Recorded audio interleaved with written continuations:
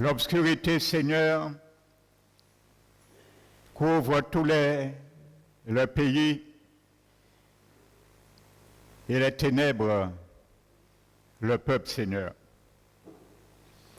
Mais sur nous, ton peuple, se lève la lumière et la gloire de l'Éternel nous éclaire. Merci, Seigneur, encore pour ce privilège de venir encore dans ton sanctuaire pour goûter ta sainteté, ta sainte présence, Seigneur, afin encore de nous consacrer plus que jamais notre vie pour toi, à toi, Seigneur, et avec toi.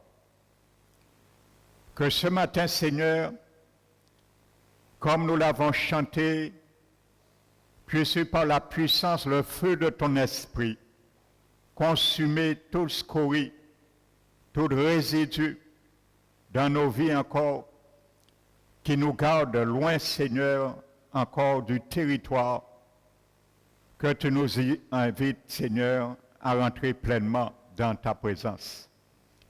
Merci, Seigneur, pour l'œuvre salvatrice de ta parole que tu feras encore ce matin parmi nous, au milieu de nous, par ta parole que ton Esprit Saint qui est la main nous permettra d'entendre ce matin dans ce lieu. Merci, Seigneur, que tu puisses mettre le sceau sur l'approbation de ta parole, afin qu'il n'y ait aucune contestation possible, car ta parole est le oui et l'amen. Et elle a été épurée sur terre comme l'argent, 7 fois épurée. Alléluia. Je te remercie encore, Père, pour ton onction qui m'assiste encore. Merci ce matin pour cette onction fraîche que je te demande et par l'assistance de ton Esprit, Seigneur, qui me conduit. Je te bénis, je te glorifie, Père, et nous te donnons toute la gloire qui t'est due, au nom de Jésus-Christ. Amen. Asseyez-vous, frères et sœurs. Donc je bénis chacun de vous. Amen. Donc soyez les bienvenus dans la maison de notre Dieu.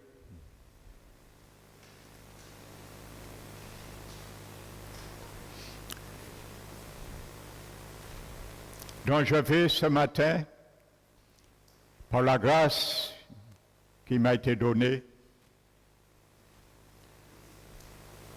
m'entretenir avec toi ce matin sur certains principes. Amen. Que peut-être nous ignorons ou que nous ne prenons pas suffisamment au sérieux. Alléluia. Donc le titre de ce message ce matin, c'est « Ne te trompe pas de coupe ». Je répète, ne te trompe pas de coupe. Alléluia. Et tu verras en conclusion pourquoi ce titre. Amen. Vous savez, dans le langage juif, dans la société antique, partager ou boire ensemble dans une coupe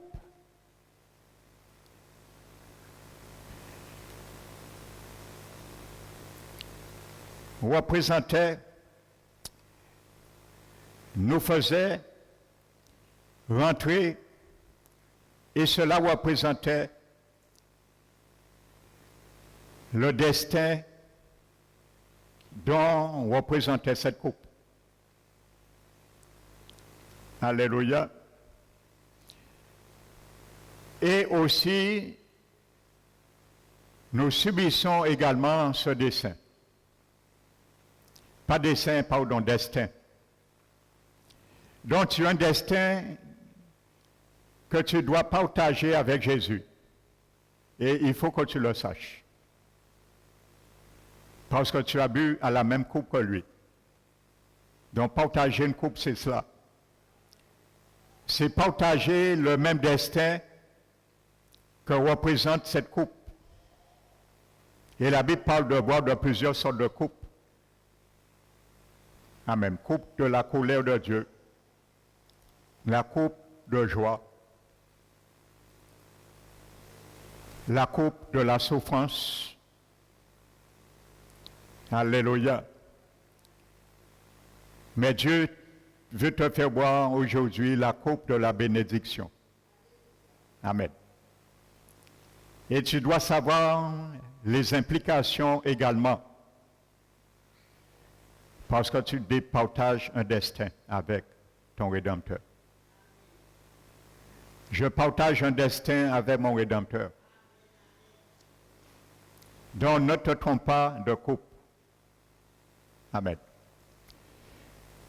Nous allons ouvrir la parole de Dieu dans le livre, l'Évangile de Luc, le chapitre 22.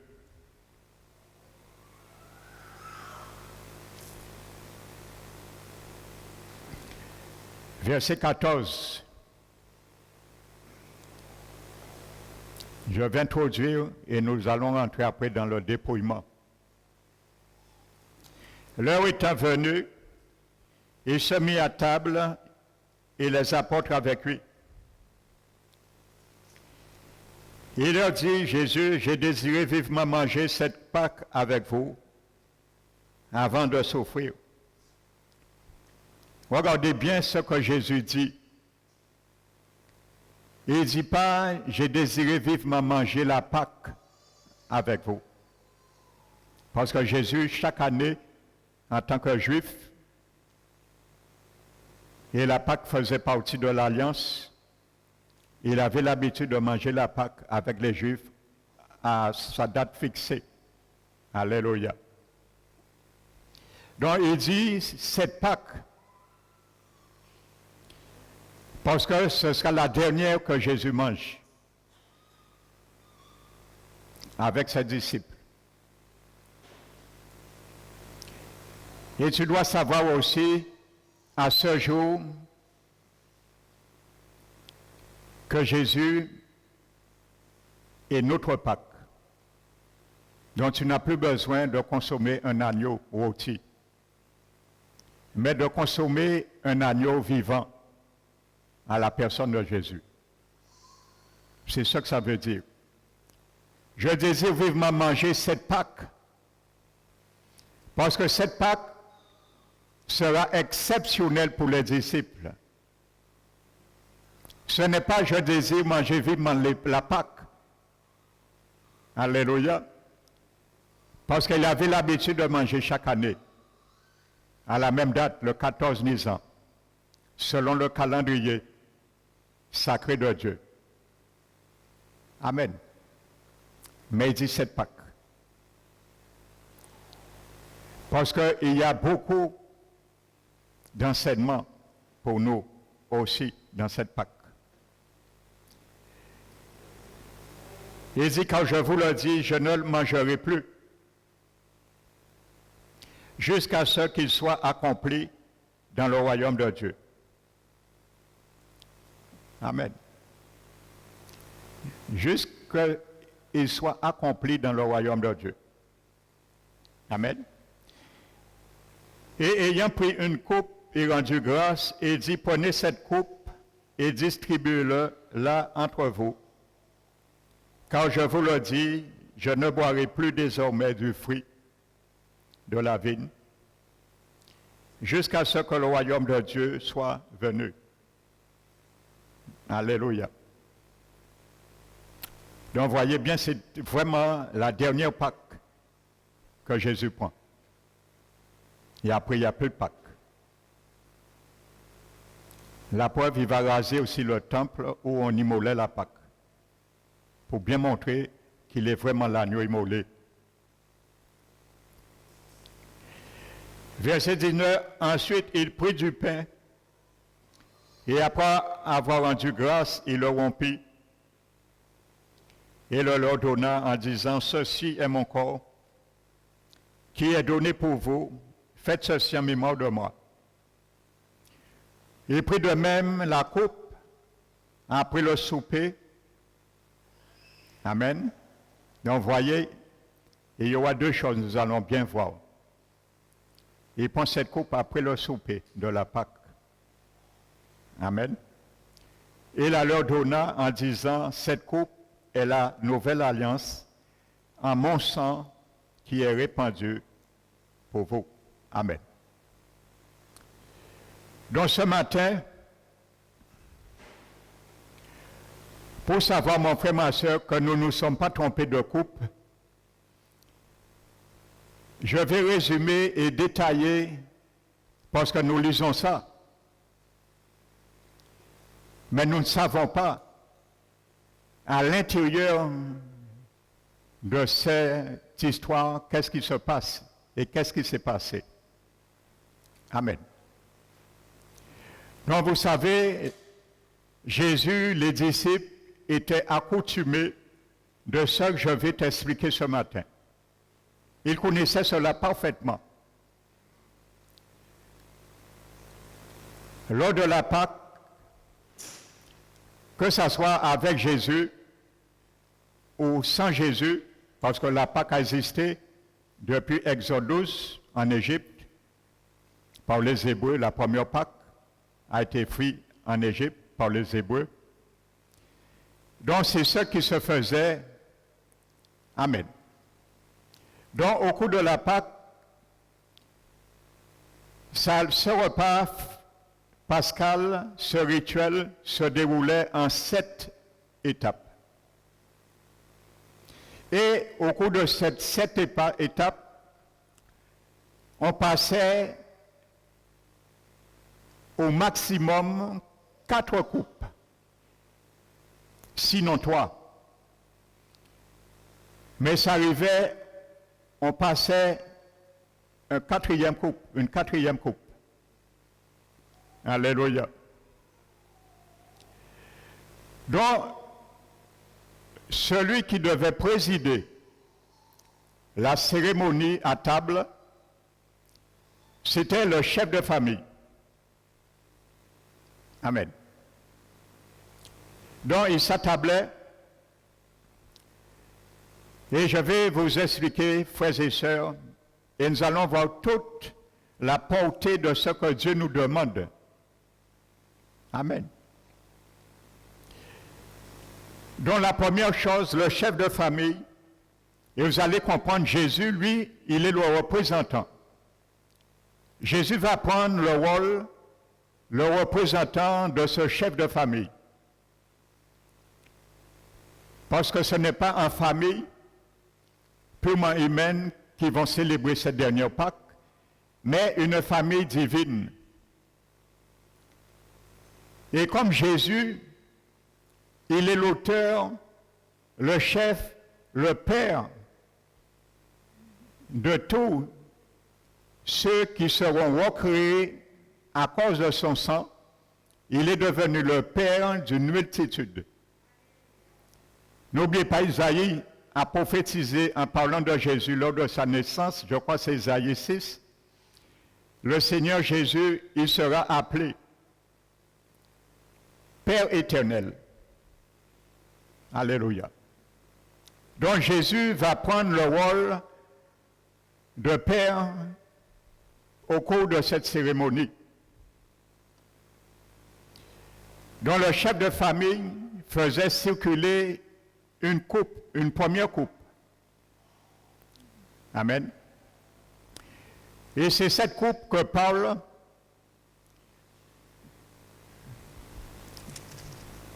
excusez-moi, ma page était tournée. Et c'est cette première coupe que parle le verset 17. Amen. Ayant pris une coupe. Donc cette coupe que Jésus vient de prendre là, ça s'appelle la première coupe au cours de ce repas. Amen. Donc le chef de famille prenait cette première coupe de vin rouge, rempli de vin rouge. Après avoir prononcé une prière de bénédiction. Donc c'est comme ça se déroulait. Amen. Donc Jésus connaissait cette coutume, Jésus a proclamé et a prononcé aussi cette prière de bénédiction. La Bible ne nous le dit pas, mais Jésus l'a prononcée. Amen. Voici cette prière, je vous la donne. Dans cette prière était cela, dont le père de famille disait, « Béni sois-tu, Éternel notre Dieu, roi de la terre, qui a donné à ton peuple Israël les jours de fête pour la joie et pour le souvenir. » Vous savez, lorsque vous regardez Lévitique 23, effectivement, Dieu a donné à Israël 8 fêtes annuelles, ou du moins 7 fêtes annuelles et une fête hebdomadaire, qui était 8 sabbats. Amen. Donc, la prière continue. Béni sois-tu, Éternel, notre Dieu, qui a créé le fruit de la vigne. Amen. Donc, voici cette prière que le père, le chef de famille, prononçait. Alléluia. En faisant circuler après cette première coupe. Donc ensuite, les convives ne buvaient pas directement dans la coupe, mais en versaient du vin dans leur coupe individuelle. Donc chacun avait sa coupe et versait par le chef de famille cette coupe dans leur coupe individuelle. Donc, comme je vous le dis, c'est à cette coupe que Luc, l'évangéliste, fait mention. Amen. Avant la coupe de l'institution de la scène, que nous allons voir au verset 20. C'est 2 coupes différentes. Amen. Donc, cette coupe faisait partie du repas du souper pascal, la première coupe. Alléluia. Maintenant, Jésus, le représentant de père, chef de famille, en ajoutant, « Je ne boirai plus du fruit de la vigne jusqu'à ce que le royaume de Dieu soit venu » au verset 18. Amen. Parce que la prière s'achevait, était clôturée par Dieu qui a créé le fruit de la vigne. Imaginez-vous, Jésus est en train de faire cette prière. Je vois là, la sœur est dans un combat là pour regarder.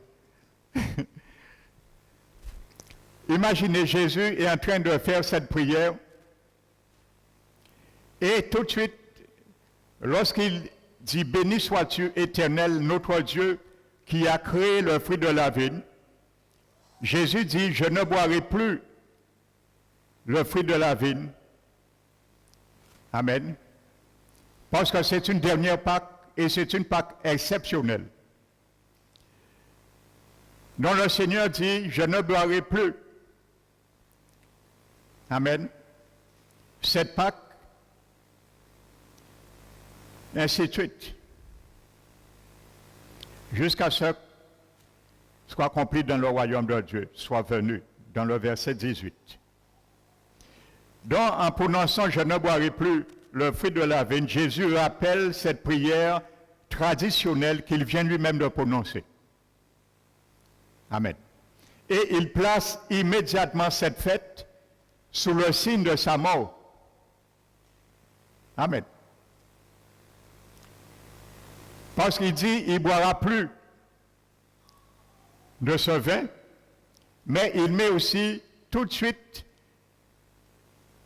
place immédiatement cette fête sous le signe de sa mort.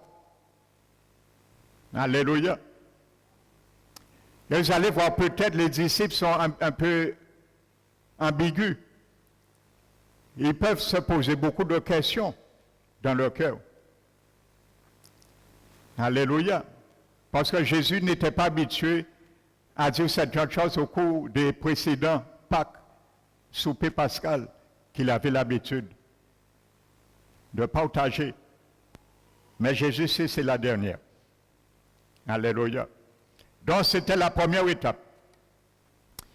Ensuite, il passait à la deuxième étape. Donc des légumes et des herbes amères étaient apportés avec un plat rempli de sauce de fruits.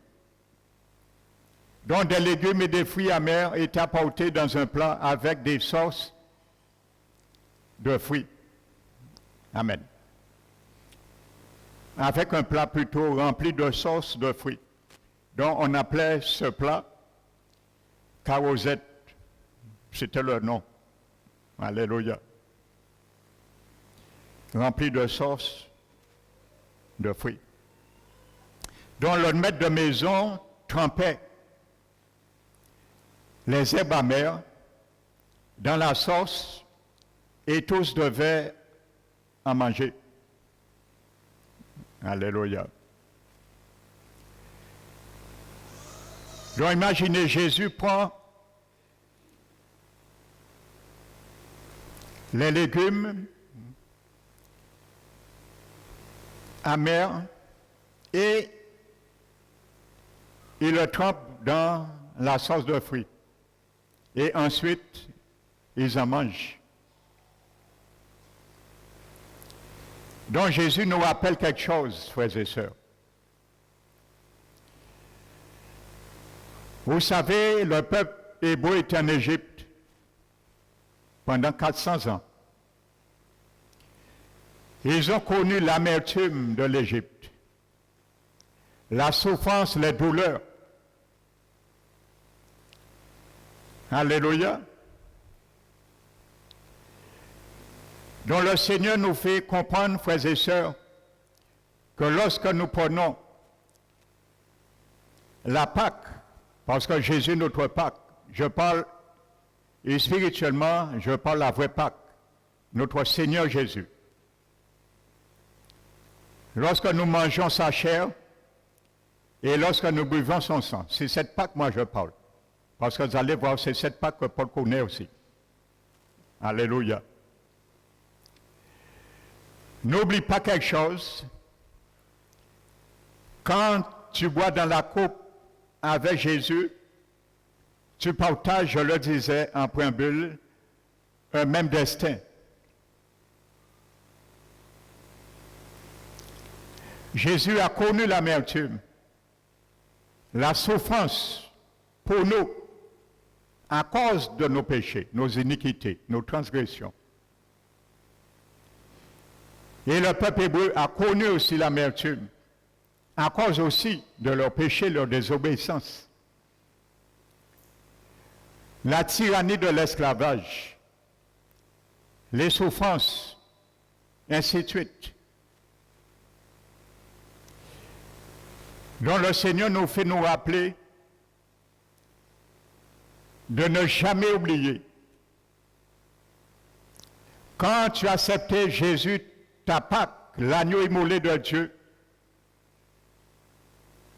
n'intransige plus avec le péché qui t'avait rendu esclave. La Bible nous dit, Paul a dit que nous sommes esclaves de celui à qui nous obéissons. Soit du péché qui conduit à la mort, ou soit de l'obéissance qui conduit à la justice.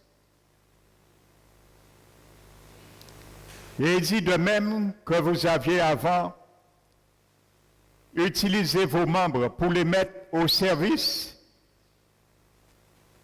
de l'iniquité ou de l'immoralité pour parvenir à l'iniquité. Mettez maintenant vos membres au service de la justice de Dieu pour parvenir à la sainteté. Amen. Donc voici le message de ce deuxième étape. Parce que si nous retournons encore dans l'esclavage du péché, nous allons également resubir cette amertume. Alléluia. Donc le Seigneur nous fait voir que l'herbe amère et les légumes mélangés avec la sauce de fruits que le Seigneur, après cette amertume, à cause de sa mort, nous a donné la joie. Alléluia. C'est cette joie de revivre avec Jésus. C'est pour ça que les deux étaient mélangés. Alléluia. Donc, frères et sœurs, voici l'image spirituelle. Alléluia. Et n'oubliez pas, c'est Jésus qui le trompe pour nous rappeler cela. Notre amertume dans le monde, ce que le péché nous a procuré. Amen. Afin de ne plus flirter avec le péché. Alléluia.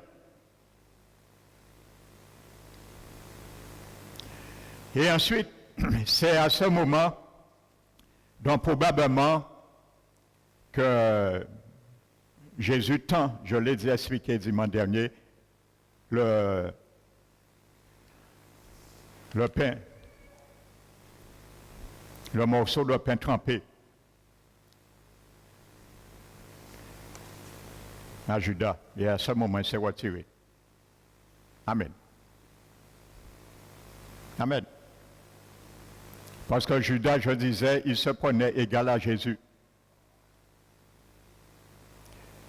Lorsqu'il y avait, je le répète, pendant cette festive, il y avait parfois le chef de famille invitait un autre spécial. Et cet hôte était honoré. Amen. Et lorsqu'il y avait un autre, comme c'est quelqu'un qui est invité spécialement pour être honoré, à ce moment, dans la tradition, le chef de famille qui préside le repas, il trempait le premier, le pain dans la sauce, mélangé avec l'herbe amère et les fruits, et lui, il le tendait à l'autre spécial qui a été invité. Alléluia. Donc, vous voyez, Judas était parmi les disciples. Il a été appelé comme Dieu. Mais c'est comme Jésus, en l'offrant le pain, parce que Jésus n'a pas offert à aucun des disciples. Alléluia, comprenons bien le langage spirituel. Je vais t'emmener ce matin sur un terrain à travers le déroulement de ce repas festif. Mais pour Jésus, Jésus avait déjà lu dans le cœur de Judas, depuis le jour que Dieu l'a choisi comme apôtre. Jésus a supporté Judas du début jusqu'à la fin, à cause de son amour et de sa patience, à cause de la longanimité de son amour, sa miséricorde, parce qu'il avait un objectif atteint, c'est gagner Judas. Mais finalement, Judas était rempli de haine contre Jésus, contre sa parole, contre l'Évangile. Et son objectif, c'était d'arrêter Jésus, arrêter tout cela. Et quand la Bible dit que Jésus lui tend la main, le pain, pour Jésus, c'était l'autre spécial qui était invité. Alléluia. Et tu sais, mon frère, ma soeur, Jésus nous montre une image excellente. Si nous vivons dans le secret où que les hommes ne nous voient pas, mais Dieu voit nos cœurs. J'ai donné un exemple dans Josué. Lorsque Akan a caché certains trésors dans comment dirais-je, dans le partage. Alléluia. Nous venons, nous cachons des choses. Le Seigneur aussi nous interpelle parce que nous sommes aussi un autre spécial pour nous interpeller notre conscience. N'oublie pas ça. Quand tu viens dans la présence du Seigneur, manger la Pâque, la chair et le sang de Jésus, tu es un autre spécial parce qu'il va te rappeler aussi ta conscience. Il va te longer ce bout de pain et pour te dire que ce que tu avais prévu, ne le fais pas. Il a dit à Judas, fais-le promptement, mais il te dira, ne le fais pas. Alléluia. Et je disais dimanche dernier, deuxième chose, si quelqu'un, quand le chef de la maison, de la cérémonie, trempait son pain dans le bol, et quelqu'un trempait en même temps, ou sans même le chef de famille, s'il y avait quelqu'un parmi les convives qui trempait à son tour, il trempait, ça, parce que c'était à tour de rôle, on ne trempait pas en même temps. Donc quand quelqu'un trempait et en même temps, un deuxième trempait en même temps, c'était un signe irrévérentiel. Ça veut dire que la personne qui a trempé en deuxième son pain avec la main qui a trempé avant lui, considérait la personne comme son égal. C'est ce que ça voulait dire. C'est pour ça que deux personnes ne trempaient pas en même temps au cours de cette cérémonie. Donc la Bible nous dit dans, je crois, le verset 23 de Luc 22, que Judas a trempé sa main en même temps que Jésus. Il n'est toupé, hein? Jésus qui a essayé de racheter, il n'est dernière chance pour ne pas y en en faire. Il a trempé main pour montrer Jésus, il a défié Seigneur. Pour lui, ça veut dire, il se montrait, Jésus, je suis ton égal. Je n'ai pas besoin de ta seigneurie ni de ton sang pour me sauver. Je sais ce que je dois faire pour me sauver. C'est ça que ça voulait dire. Et c'était la mentalité de Judas. Il a refusé que Jésus soit son supérieur et son sauveur. C'est ça que ça veut dire. Mais c'est à ce moment que le Satan, la Bible dit, rentrait en lui. Il ne pouvait plus rester. Il était obligé de lever dans la séance. Il est parti. Ils se sont retrouvés à 11. Alléluia. Donc, troisième étape. Ensuite, on apportait des pains sans levain. Alléluia.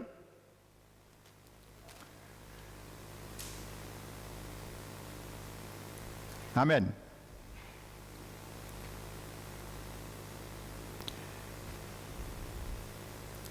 Je vais faire un résumé sur le levain maintenant, parce que ça vaut la peine. On apportait maintenant du pain sans levain.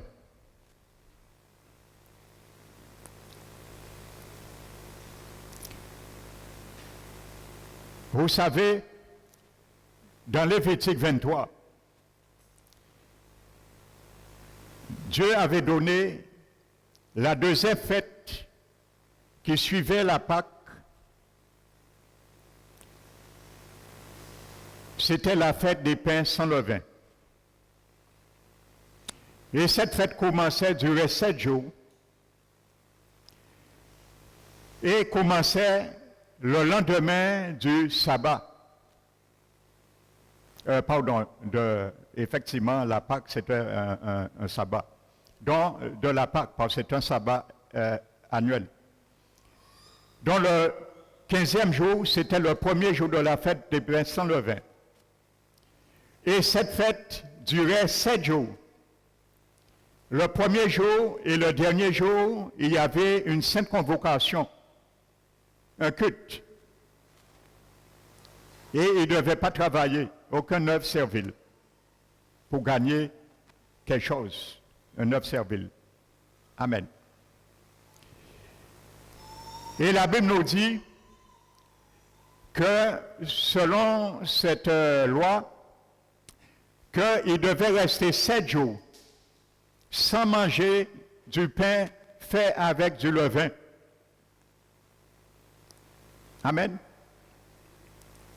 Et ils devaient avoir chez eux aucun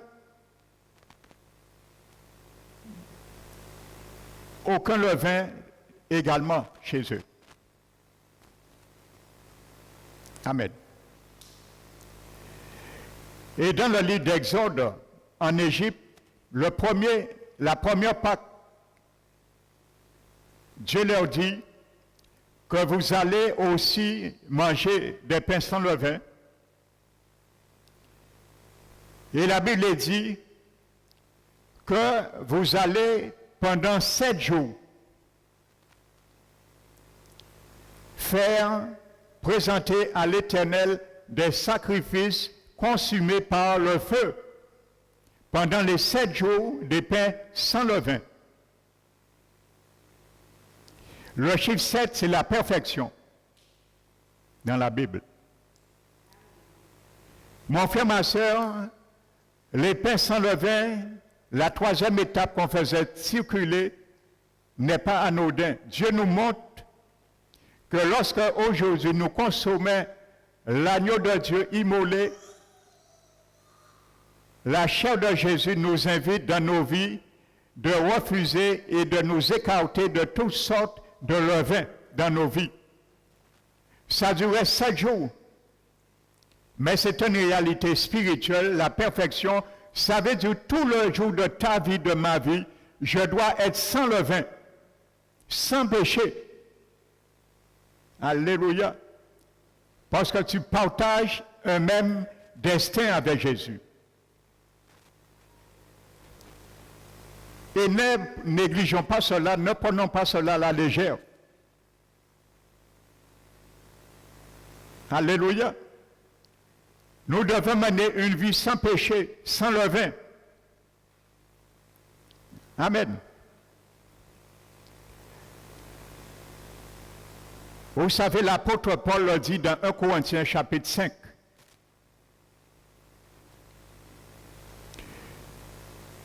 Il dit, c'est à fort que vous vous glorifiez. Aux chrétiens qu'il parle. Ne savez-vous pas, un peu de levain fait lever toute la pâte?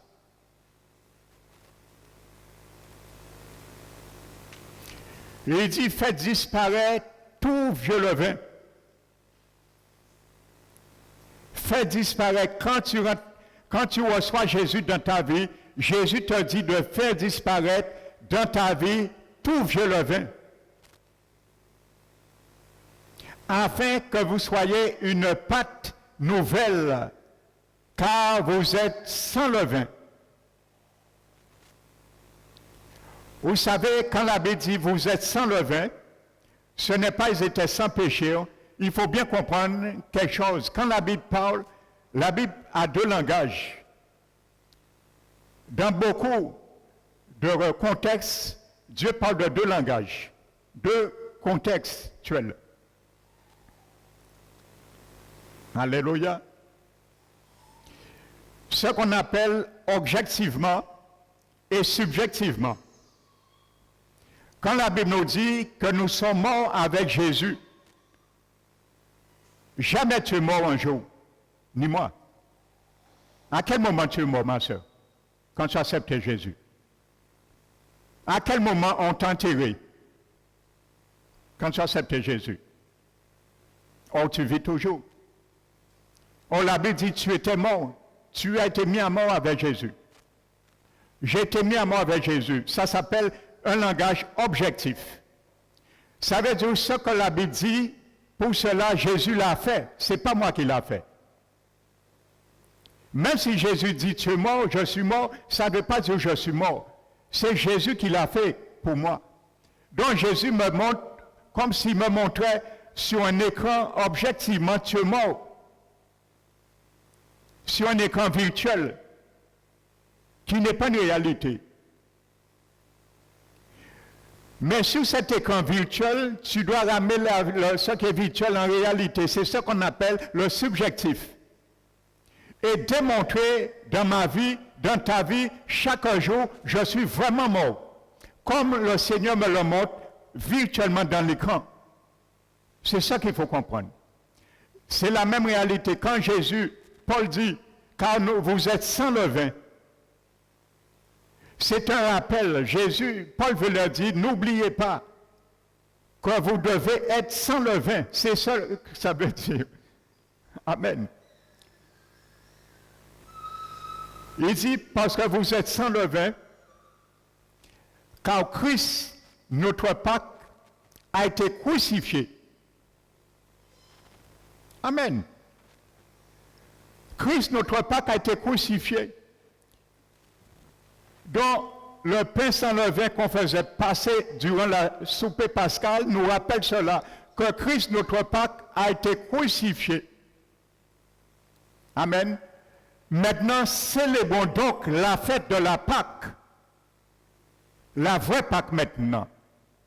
Célébrons donc la fête de la Pâque, entre parenthèses, non avec du vieux levain,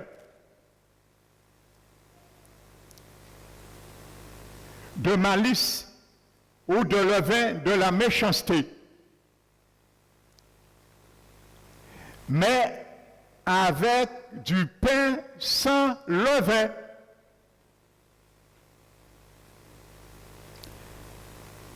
Avec du pain sans levain, de pureté et de vérité. Amen. La pureté, c'est la parole cachée dans le cœur que Pierre nous dit, 1 Pierre 3.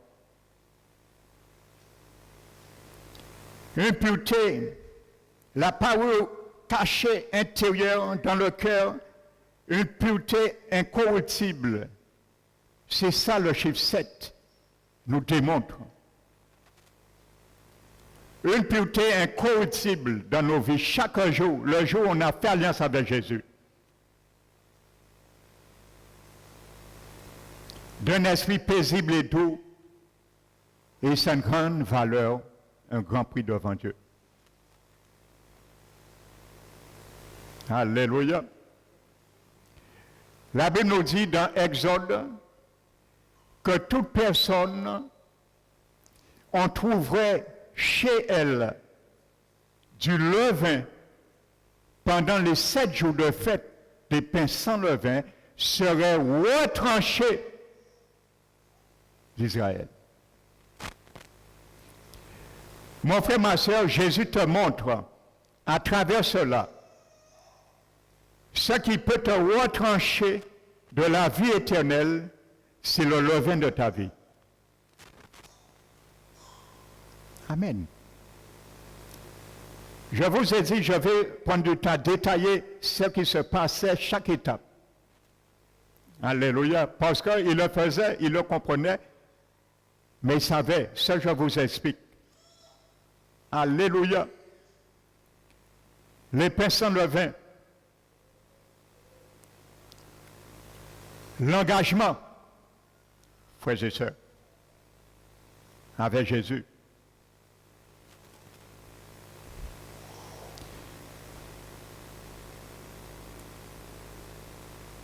La Bible nous dit à un moment donné, frères et sœurs, dans Exode chapitre 19, Dieu avait dit à Moïse de monter vers lui sur la montagne. Et Dieu parle à Moïse depuis le chapitre 19 jusqu'au chapitre 32 d'Exode. Dieu lui cite toutes les lois, toutes les familles de lois. La loi morale, la loi cérémonielle, la loi lévitique, la loi des animaux, la loi civile, tout. Vous savez ce qu'on appelle la loi des Juifs, ce n'est pas les 10 commandements. Hein. Alléluia. Ce qu'on appelle la loi des Juifs, le Talmud ou le Tanakh est constitué de 713 préceptes, 713 lois. Et dans ces 713 préceptes ou lois, il y a 14 familles de lois. Donc Dieu est en train de donner à Moïse tout. Et à un moment donné, Dieu dit à Moïse, Moïse, descends de cette montagne. Parce que le peuple est en train de pécher là. Descends. Qu'est-ce qui a fait Moïse sortir dans la présence de Dieu? Je te pose une question, mon frère, ma soeur. Le péché. Moïse est dans la présence de Dieu. Le peuple est en train de faire un veau d'or. Donc Dieu dit à Moïse, descends et va vers ce peuple. Ils sont en train d'idolâtrer un veau d'or. Qu'est-ce qui te retire, qu'est-ce qui me retire dans la présence de Dieu? Le péché. Alléluia. La parole de Dieu, elle est spirituelle premièrement.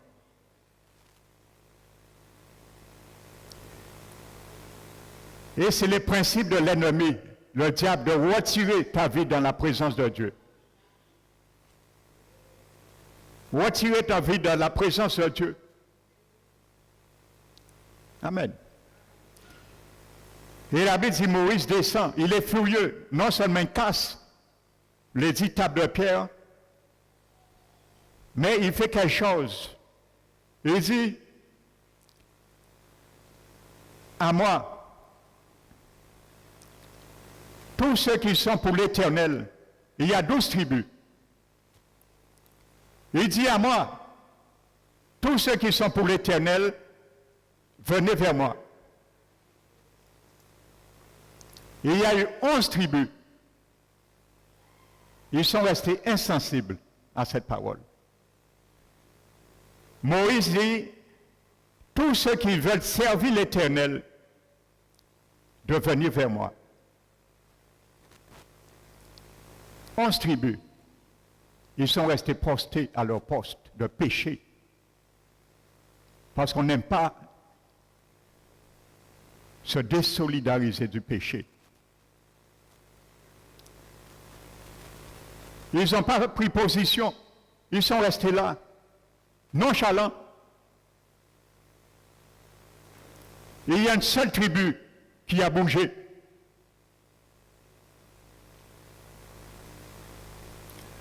La famille, la maison de Lévi. Alléluia. Le fils Lévi de Jacob, c'est lui et sa famille seul qui a bougé.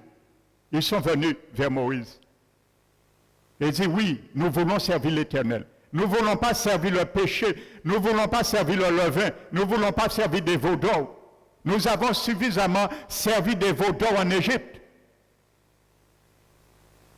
Mais il y a beaucoup avant le Seigneur, ils aiment encore leur veau d'or. Ils aiment encore le monde. Ils aiment encore les choses du monde. Quand le Seigneur leur dit, sortez du milieu d'eux, mon peuple, et je vous accueillerai, ne touchez pas ce qui est impur.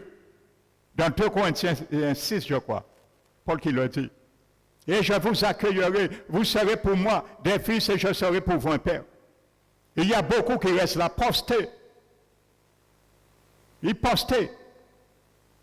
Il y a quelque chose qui les retienne encore. Parce qu'ils aiment leur veau d'or, leur vie, leur moi. Ils ne veulent pas tout donner à Dieu. De plus en plus, dans les derniers temps, on trouve ces mentalités dans les églises. Et ça ne nous surprend pas. Nous sommes dans l'ère de Laodicée. C'était prophétisé. Et c'est à cette époque que Jésus a dit qu'il reviendra. À l'époque de l'église, E majuscule, à Laodicée. Et la parole de Dieu nous dit, Moïse l'a dit maintenant, je paraphrase, ils ont aimé le péché. Ces péchés, ils ont été dans le péché. Ils n'ont pas au péché. alors nous faisons butin. Il a dit à la maison de Lévi, prenez votre épée à vos côtés maintenant. Mon frère, ma soeur, quand tu es alliancé avec Jésus, il te dit de prendre la parole de Dieu comme épée. Et il te dit, tu vas détruire maintenant certaines choses. Parce que tu es venu, tu t'es rangé pour l'Éternel, pour servir l'Éternel. Alors ce que l'Éternel te demande, prends ton épée maintenant et tu vas détruire certaines choses. Enfin, tu ne retournes pas encore dedans. Et il a dit, allez-y avec votre épée, traversez et parcourez de porte en porte et tuez vos parents, vos frères. Alléluia. Voici là déjà, Jésus avait déjà mis la parole de son évangile. Celui qui aime sa femme, son mari, sa mère, son père, ses enfants plus que moi, ne sont pas dignes de moi. Jésus a mis un sceau là déjà, pour ceux qui veulent le servir. Il a dit, allez traverser et pénétrer les portes en porte. Jésus ne nous dit pas de tuer nos parents. Pas dit ça, pasteur Emmanuel, pas dit. Parce que j'ai l'instant, les butins, ils ont interprété à pas sans dire. De toute façon, tous les messages sont enregistrés. Alors, je peux dire tout sans pas dire, ils ont enregistré. Et si on dit, on mentionne si moi, à courir écouter. Et si on ne va pas tromper, moi, à dire non, c'est eux qui mal entendent ou mal comprennent. Et la Bible dit, ils sont allés et ils ont tué leurs frères de leur propre famille. La Bible nous montre, frères et sœurs, quand tu viens avec Jésus, quand tu manges la chair et le sang de Jésus, tu ne dois pas transiger avec le péché. Il y a des choses que tu dois détruire dans les portes de ton cœur. Il y a des choses que nous devons détruire dans les portes de notre âme. Il y a des choses que nous devons détruire dans les portes de nos pensées, de nos caractères. Il ne faut pas peur de les tuer. Ce qui ne nous est plus attaché, il faut les détruire. Parce que ça va nous empêcher de servir, de prendre position pour servir l'Éternel. Ils sont restés 11 tribus, soudés. Ils ont posté à d'un péché là. Ils ont éteint les vaudors là. Ils n'ont pas pris position pour l'Éternel. Alléluia. Il y a la parole qui est prêchée parfois pour que tu sortes dans la position du péché et venir encore commencer à servir le Seigneur. On ne bouge pas. On ne bouge pas. Le cas du pasteur là peut toujours dire butin, on ne m'a pas qu'à bouger. Alléluia. Mais ne bouge pas. Regarde ce qui est arrivé à ceux qui n'ont pas bougé. Et la Bible dit, Moïse les a dit que vous vous êtes consacrés pour l'Éternel, même en sanctifiant son nom, même en tuant vos frères et vos enfants, pour sanctifier son nom, afin que de la part de l'Éternel, vous obtenez une bénédiction. Alléluia. Nous voulons recevoir les bénédictions de Dieu, mais on ne veut jamais se consacrer à Dieu. Ça ne marche pas. Moïse a dit les Lévites, vous vous êtes consacrés en sanctifiant le nom de l'Éternel, même en tuant vos proches, pour que l'Éternel, de sa part, vous obtenez la bénédiction. Alléluia. Éloigne l'ivraie de ta vie et tu seras béni. Éloignons l'ivraie de notre vie, pas l'ivraie, pardon, le levain de notre vie, et nous serons bénis. Et il y a un ordre, consécration, sanctification à l'Éternel par notre vie consacrée, et nous aurons la bénédiction. Beaucoup ne se consacrent pas à l'Éternel. Ils ne veulent pas manger le pain sans levain et ils veulent la bénédiction tombe. La bénédiction restera en haut. Frères et sœurs, il peut tomber. Alléluia. Et la seule goulette pour le secouer et faire tomber, ils n'ont à être goulette là, ça, perche là, ça c'est consécration. Oui, ta perche de consécration pour faire le fruit de la bénédiction tomber. Il s'appelle consécration. C'est ça. Les pains sans levain, frères et sœurs. On apportait des pains sans levain. Alléluia. Je continue sur l'exposé. Ça vaut la peine de venir sur le levain. Il faut que nous sachions qu'est-ce que ça veut dire, le levain. Amen. Parce que le levain, ça veut dire le péché, certes, mais c'est plus que ça. Et n'oubliez pas, il y a un levain que Paul parle dans 1 Corinthiens 5, je vous ai cité. Levain de la méchanceté. Alléluia. Le levain de la méchanceté.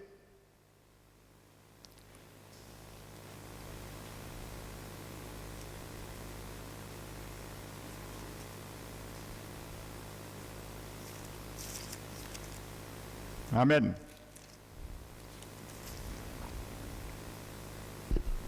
Et de la malice.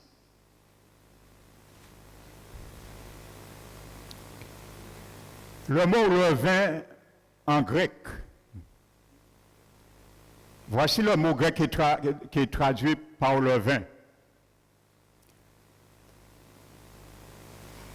Je vous cite, notez, vous allez lire les passages que je vous ai développés tout à l'heure. Exode 12, verset 8, Lévitique 23, verset 6, Exode 12, verset 15 et Deutéronome 16, 4. Il y en a d'autres. Donc, en grec, le mot levain, c'est le mot zomé. Et écoute bien la définition du mot levain. Ce mot grec. Ça veut dire corruption morale et mentale. Enraciné dans sa tendance à infecter les autres.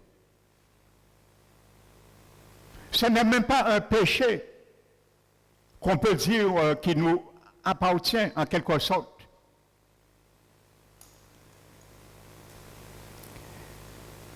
Mais c'est quelque chose que nous portons, communiquant pour infecter les autres, pour atteindre les autres. C'est ça. Et c'est pour ça Paul dit, faites disparaître au milieu de vous le vieux levain qui est la malice et la méchanceté. Ça veut dire qu'il répandait la méchanceté, que beaucoup soient atteints. La malice, que beaucoup soient atteints. Frères et sœurs. Jésus a donné une parabole, je crois Matthieu 13, 33. Jésus a dit, il y a une parabole, le royaume de Dieu sembla à une femme qui a pris du levain et qui l'a mélangé avec 3 mesures de farine. Vous savez, Jésus parlait de plusieurs types de levain. Parce qu'il y a plusieurs types de levain.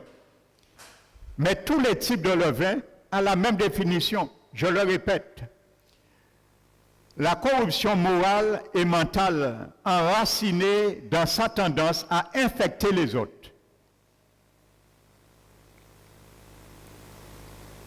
Et c'est quand il y a une influence pernicieuse à ce moment, un peu de levain fait lever toute la pâte. Parce qu'on peut affecter, on peut détruire une église.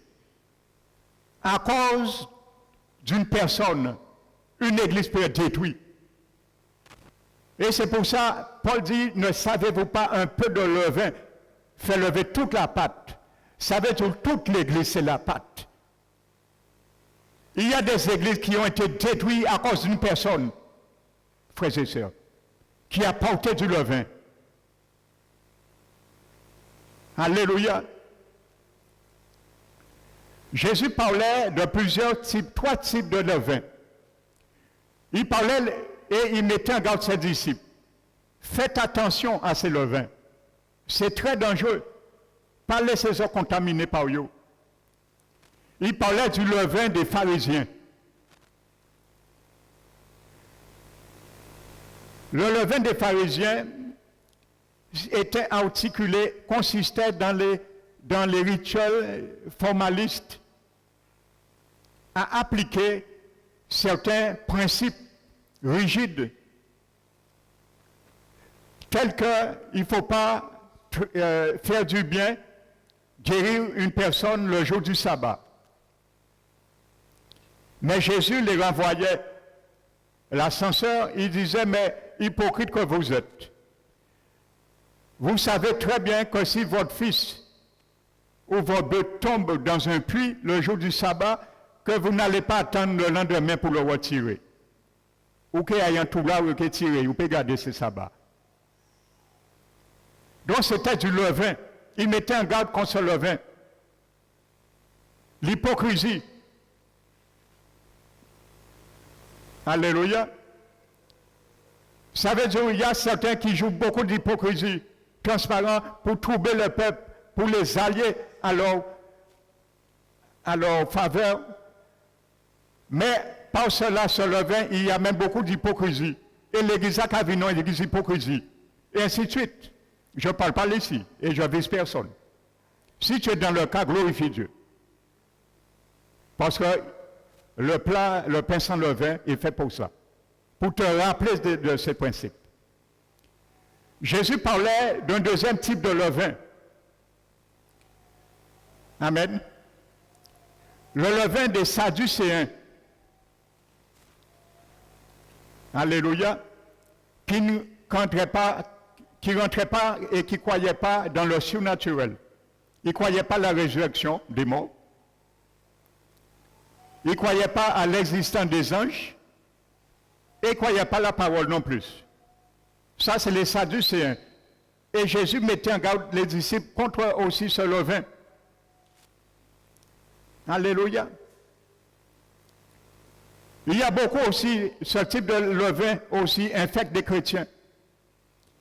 Vous savez, il y a des chrétiens ici. Ils sont déjà troublés en me posant des questions. Je n'ai pas de nom ici. Et je les comprends. Mais gloire soit rendue à Dieu qui m'avait donné les réponses pour eux. Ils sont troublés parce qu'ils entendent maintenant, dans le monde évangélique, les évangéliques, les pasteurs, certains commencent à dire qu'il faut observer le sabbat. Certains m'ont déjà posé la question. Et moi, je leur dis que ces serviteurs qui prêchent ça, ils n'ont rien compris dans la parole de Dieu, dans la dispensation de la nouvelle alliance. Parce que le sabbat a été fait uniquement pour les Juifs. Démontrez-moi le contraire, bibliquement. Le sabbat a été fait pour les Juifs et non pour les païens. Amen. Il y a certains qui sont troublés, des choses comme ça. Non, c'est la même mentalité, c'est du levain. Et Jésus nous met en garde contre ce type de levain aussi. Amen. Et il y avait troisième type de levain que Jésus mettait en garde, c'est le levain des Hérodiens, les disciples d'Hérode. C'était un levain, les disciples d'Hérode et Hérode lui-même, il y avait un mélange dans cette religion, il y avait un mélange politique et religion, un peu comme le Vatican. C'est ce levain que le Vatican fait manger ses brebis. La politique et la religion, ce sont des Hérodiens. Donc Jésus mettait en garde contre ce levain. Alléluia. Il prenait la religion et mélangeait la politique. Et on les appelle les Hérodiens, les disciples d'Hérode. Et Jésus mettait en garde contre aussi ce levain. Alléluia.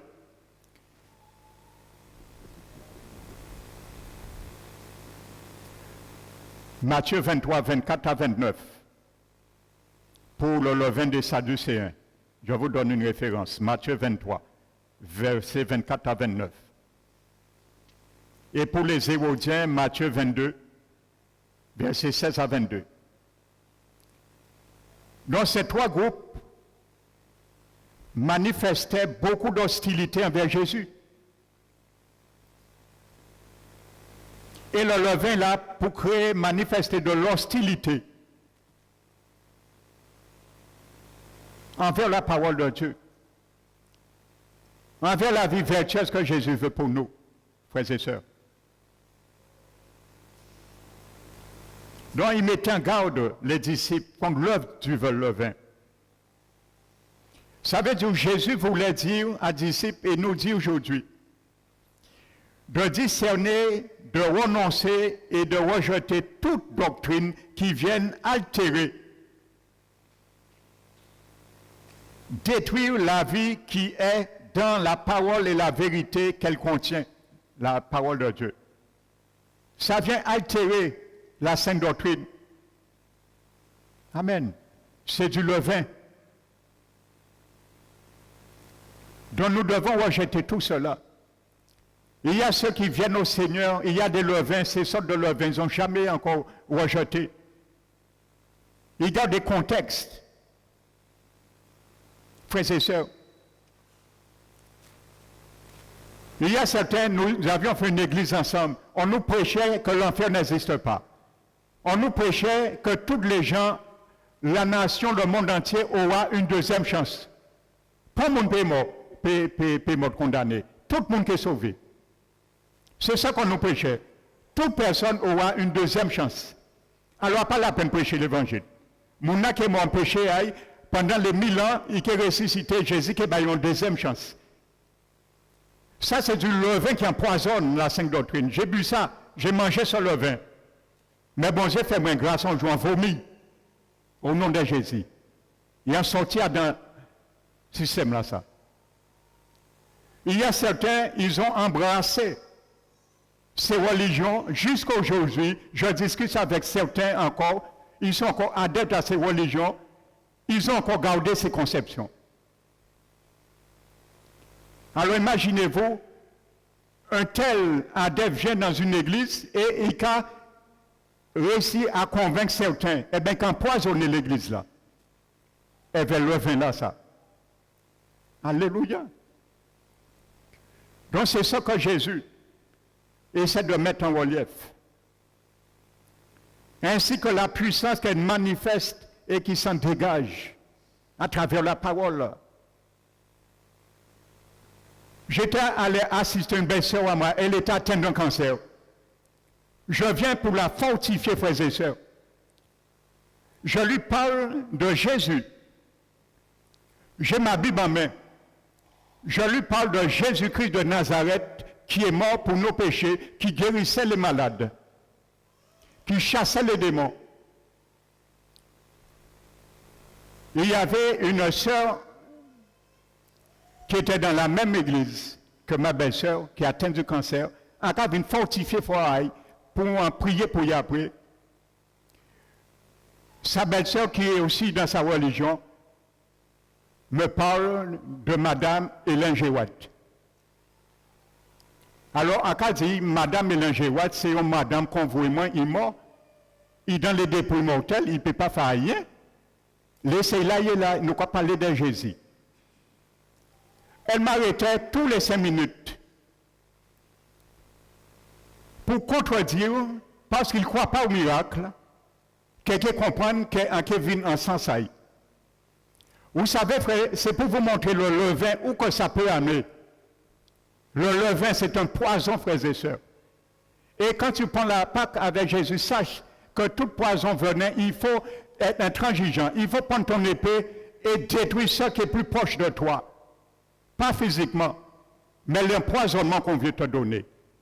Alléluia, pas faire sentiment, avec poison de l'ennemi qui endoctrine, qui empoise les 5 doctrines.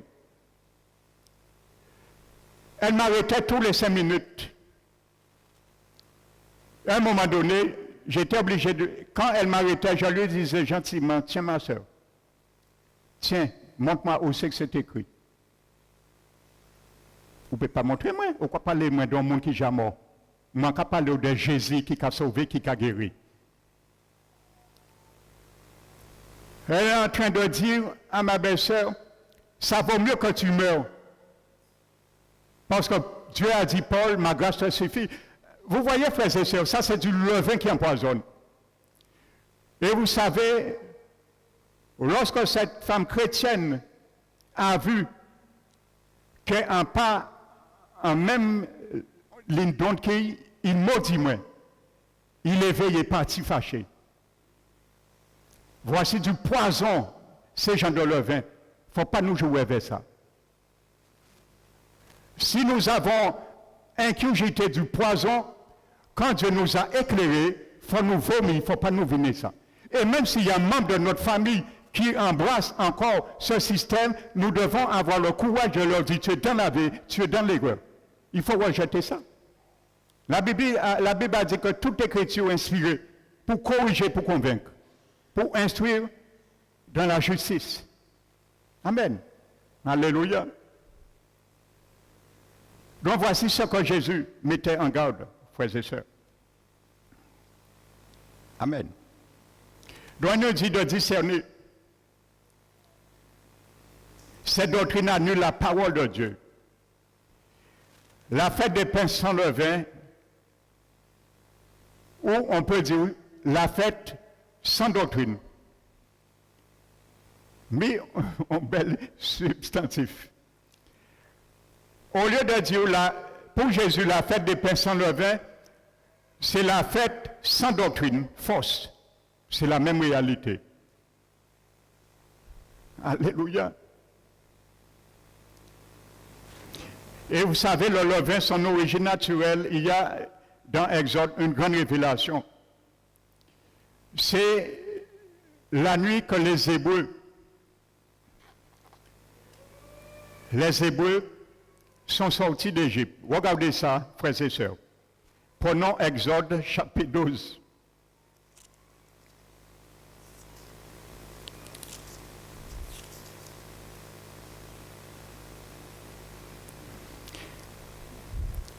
Vous savez, la Bible avait dit de prendre l'agneau pascal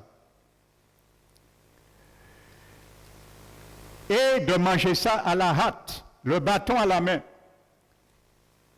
Quand on parle d'un juif, le bâton à la main, ou un juif veut dire de prendre un repas le bâton à la main, ça veut dire point avec précipitation sur le point de partir, de ne pas s'attarder. La Bible nous dit, ils ont pris des gâteaux cuits, ainsi de suite. Ils avaient pris le levain lorsqu'ils étaient en Égypte, tout ça. Mais, au verset 39, Exode dit, il y a une révélation dedans, frères et sœurs. La Bible nous dit, ils firent des gâteaux cuits sans levain avec la pâte qu'ils avaient emportée d'Égypte et qui n'avaient pas levé, n'étaient pas levés. Suis bien. Car ils avaient été chassés d'Égypte sans pouvoir tarder et sans prendre des provisions avec eux. Qu'est-ce qui s'est passé? Vous savez, les Hébreux n'ont pas compris cette révélation. Comme Paul dit dans 2 Corinthiens 3, parce que lorsqu'ils ont la loi de Moïse, ils sont encore voilés. Ils ne comprennent pas la révélation spirituelle. Maintenant, nous le comprenons.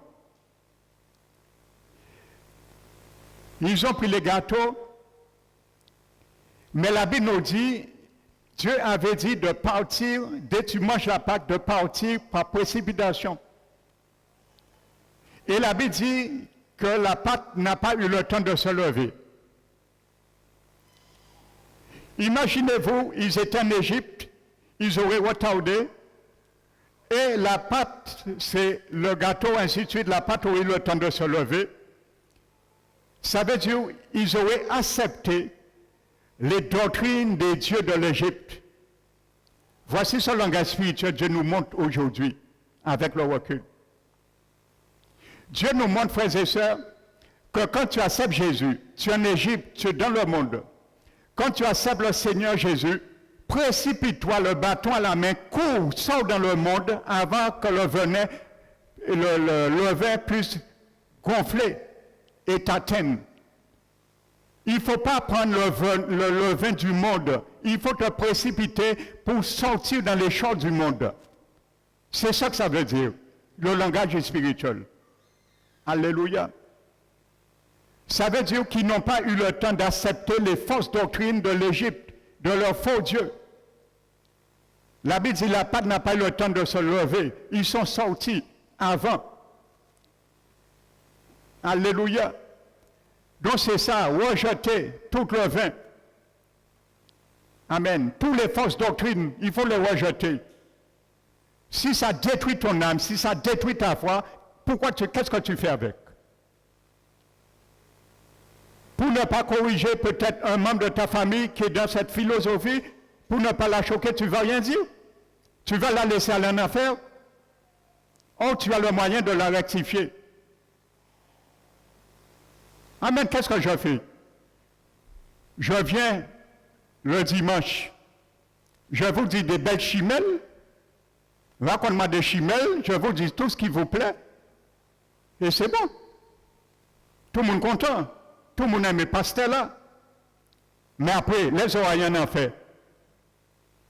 Qui m'en y rend compte? C'est sans moi.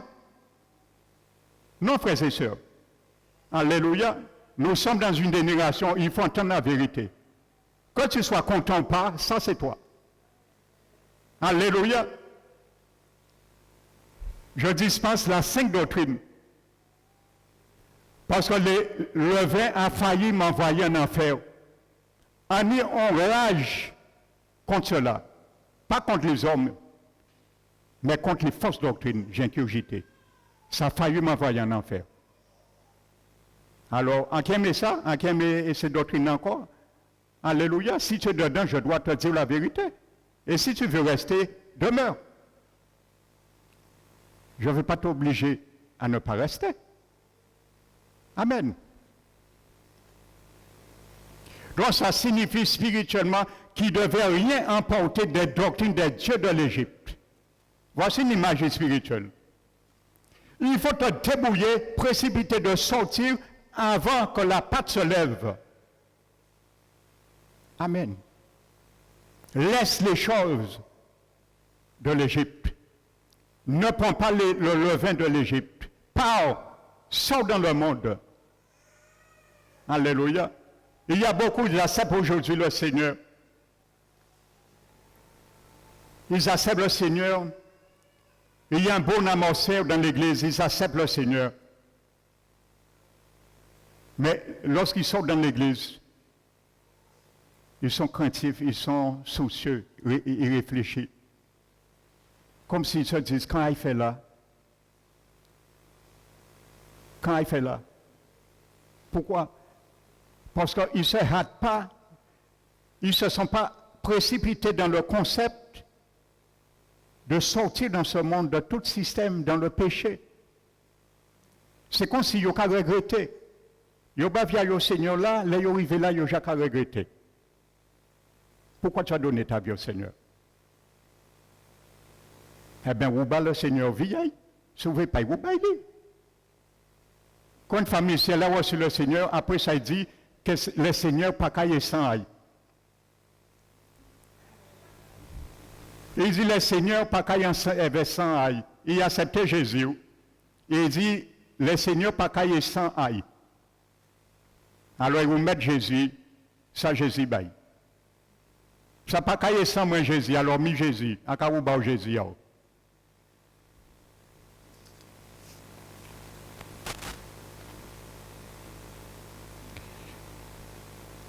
Donc, ils ne savaient pas, frères et sœurs, ce langage spirituel, de partir avec précipitation.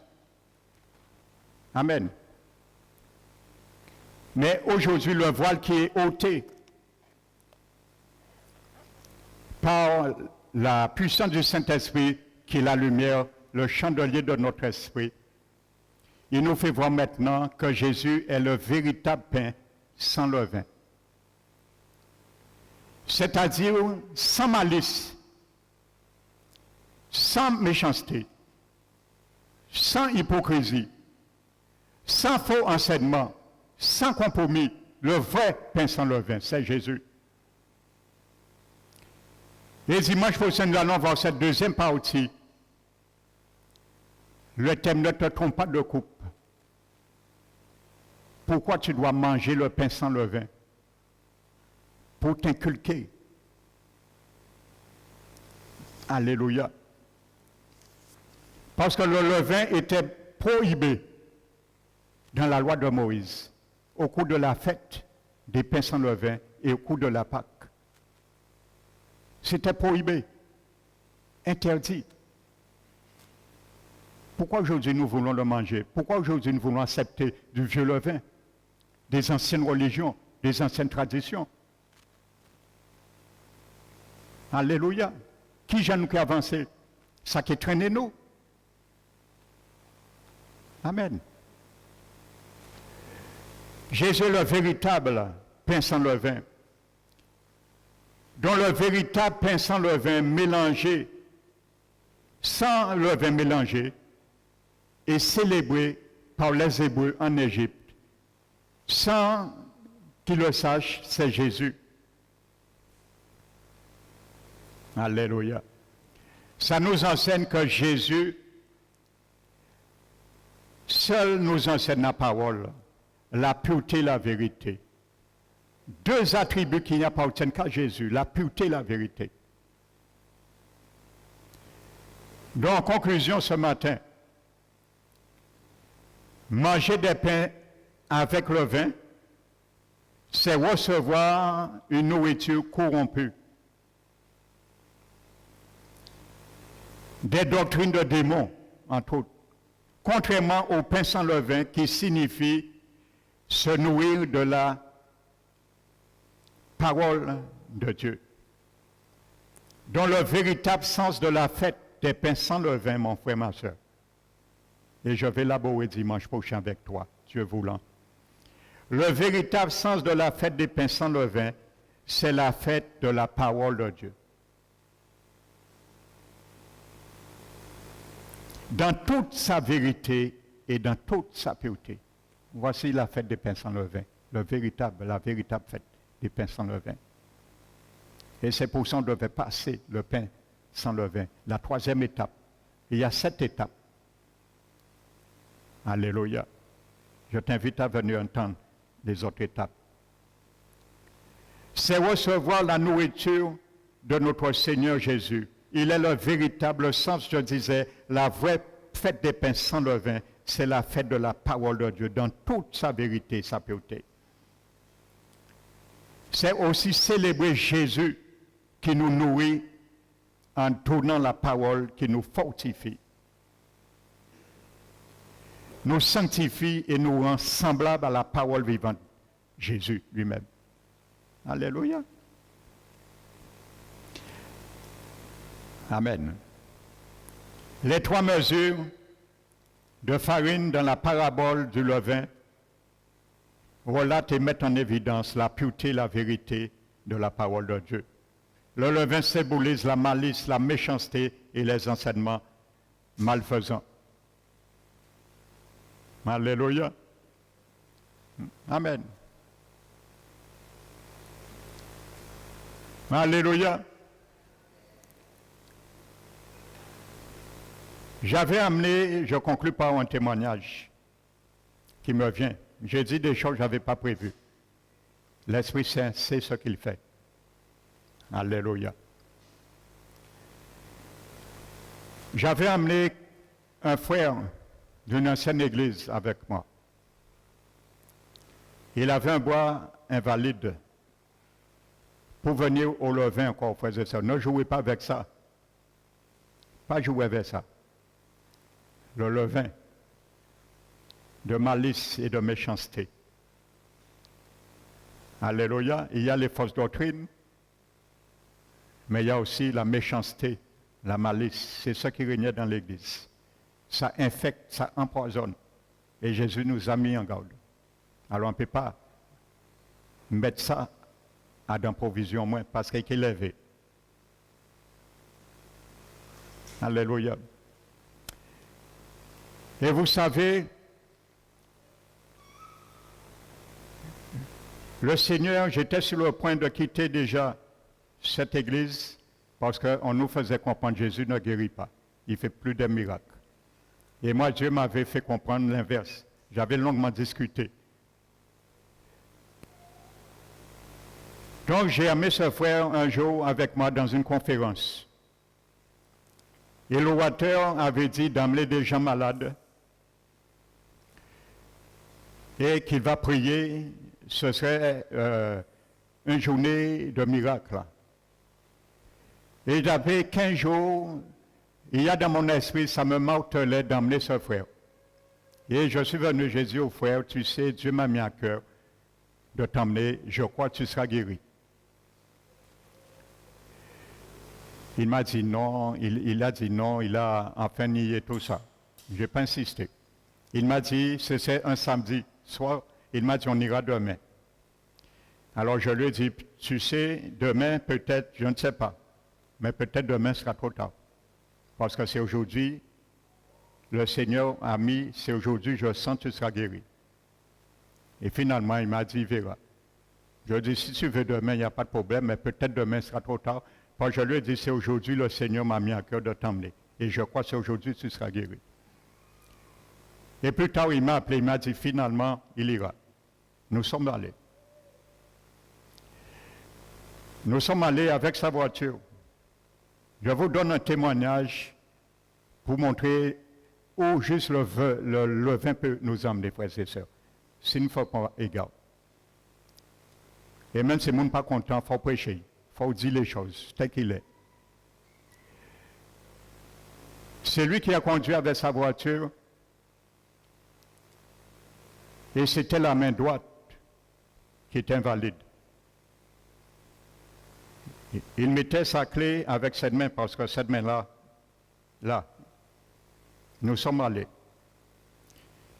L'orateur, gloire soit rendue, cet homme aujourd'hui, il est à la présence du Seigneur, il est décédé.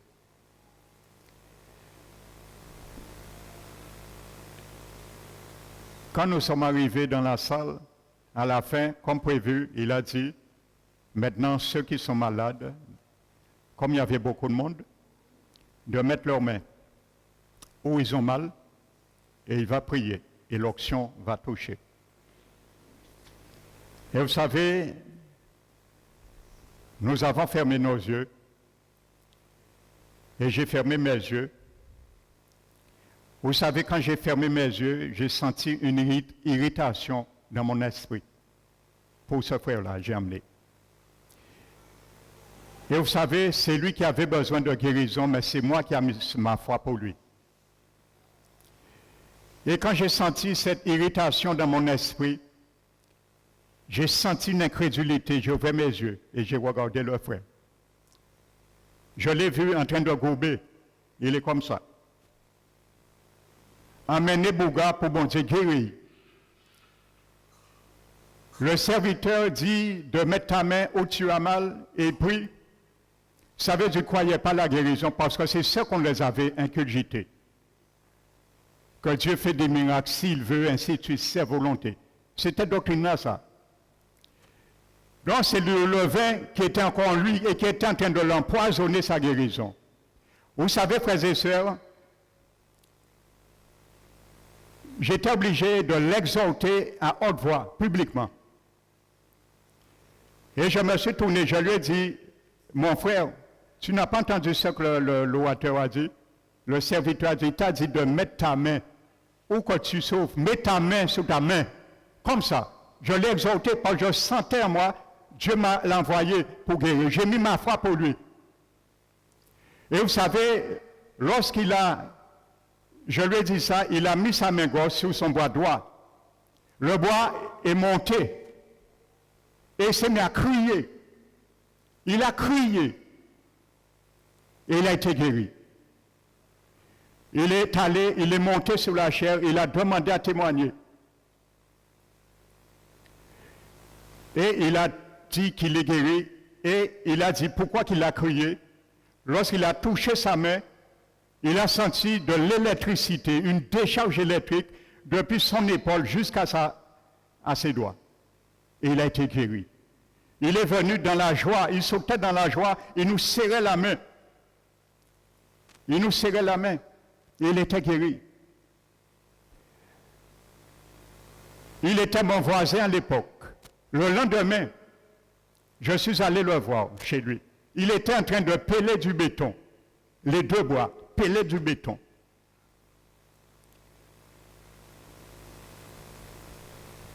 Il est venu me voir à la maison. Et il y avait une sœur qui était là, sur la véranda, ma véranda. Et il a dit, regarde, je suis guéri. Vous savez, la sœur lui a répondu, la guérison physique n'est pas importante. C'est la guérison spirituelle, parce que c'était le levain qu'on nous enseignait. Et vous savez, lorsqu'on a dit, ce frère-là, cette sœur-là, il a dit ça, vous n'allez jamais imaginer ce que le frère m'a répondu, frères et sœurs. Quand il m'a dit ça, j'ai senti dans mon cœur, je l'ai senti. Il m'a poignardé. Il a poignardé vraiment ce que Dieu a fait pour lui. Je l'ai senti dans mon cœur. Vous savez qu'est-ce qu'il m'a dit?